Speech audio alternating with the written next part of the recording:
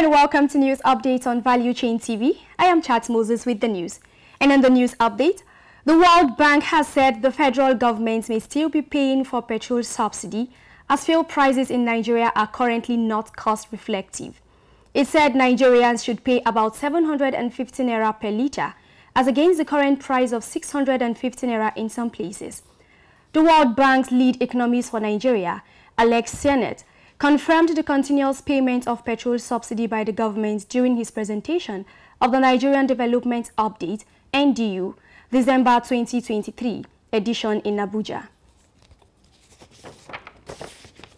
The Nigerian National Petroleum Company Limited has assured that the projections on crude oil production and price benchmark for the 2024 budget were realistic and realizable.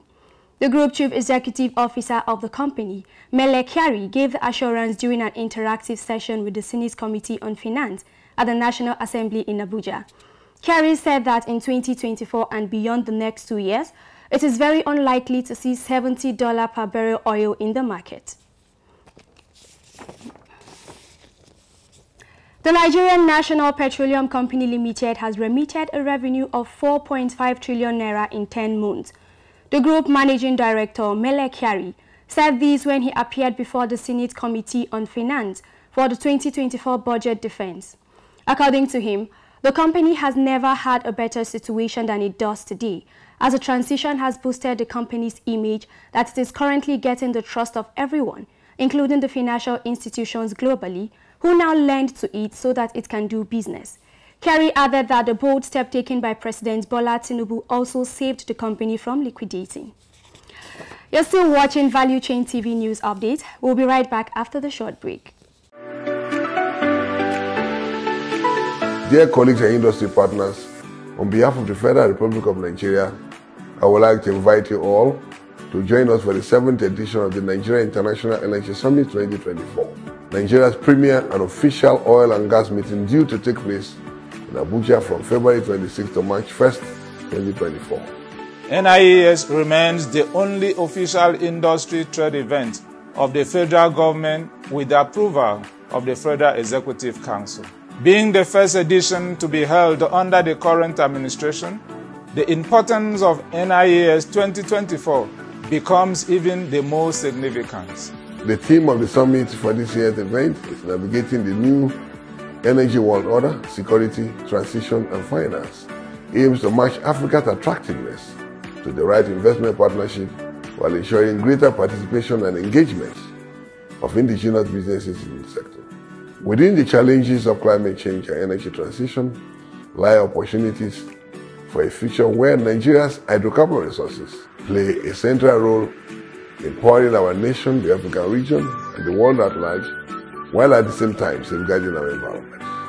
His Excellency Senator Bola Ahmed Tinubu, GCFR, President and Commander-in-Chief of the Armed Forces of the Federal Republic of Nigeria, will be the special guest of honor.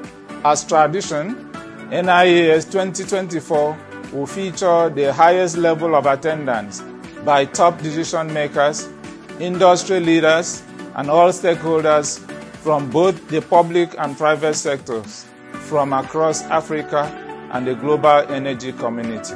We'll be there to personally welcome you to the 7th edition of the Nigeria International Energy Summit 2024.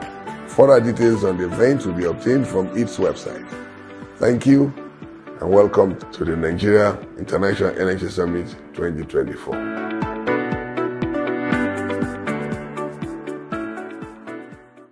Welcome back. Moving on, President Bola Tinubu has approved the suspension, removal and replacement of heads of various agencies in the aviation sector, replacing them with acting and substantive heads. This was disclosed in a statement signed by the Special Advisor to the President on Media and Publicity, Ajuri Nglali. Adabio Gwejofor completes the report. The President, in line with his determination to bring world-class standards to the Nigerian civil aviation in consumer protection and the promotion of the well-being of Nigerian passengers and other sectorial stakeholders, removed these officials, including Mr. Kabir Mohammed of the Federal Airport Authority of Nigeria, FAAN, Mr. Tayyib Odunowu of the Nigerian Airspace Management Agency (NAMA), Akinola Olateru of the Nigerian Safety Investigations Bureau (NSIB), Professor Mansur Matazu of the Nigerian Meteorological Agency, and Alkali Modibo, Director of the Nigerian College of Aviation Technology. He also suspended the Director General of the Nigerian Civil Aviation Authority, Captain Musa Nuhu, to enable the Economic and Financial Crimes Commission (EFCC) to conduct an unfettered investigation into the activities of the suspended Director General and other senior officials in the NCAA. Consequently, the removed officials were replaced by Mrs. Olubunmi Kuku as the substantive Managing Director of FAAN, Omar Farouk as the substantive Managing Director of NAMA, Mr. Alex Bada Jr. as the substantive Director General of the NSIB, with Professor Charles Anosike as the substantive Director General of NIMET, Mr. Joseph Imaligwe as the acting rector of NCAT, and Mr. Chris Najumo assuming office as the acting Director General of the NCAA immediately.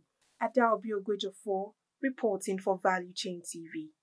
The federal government has suspended 686 civil servants' salaries over unverified records on the Integrated Personnel and Payroll Information System, IPPIS. The suspension was announced by the head of the Civil Service of the Federation, Dr. Fola Shade Yemesa, in a statement signed by Director of Communication, Mohammed Ahmed. The move is part of ongoing effort to streamline the company's payroll system and eliminate ghost workers.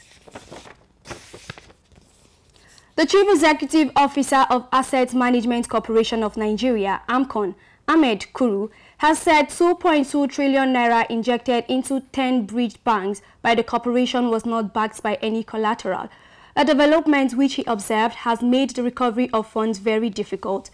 Kuru said this during an interactive session between the corporation's management and chairman of the Senate Committee on Banking, Insurance, and other financial institutions, Adetokunbo Aburu, in Abuja. According to him, AMCON's intervention was funded by a debt obligation of 4.65 trillion naira as of December 31, 2018, which is to be repaid from internal and external sources to the Central Bank of Nigeria by 2024.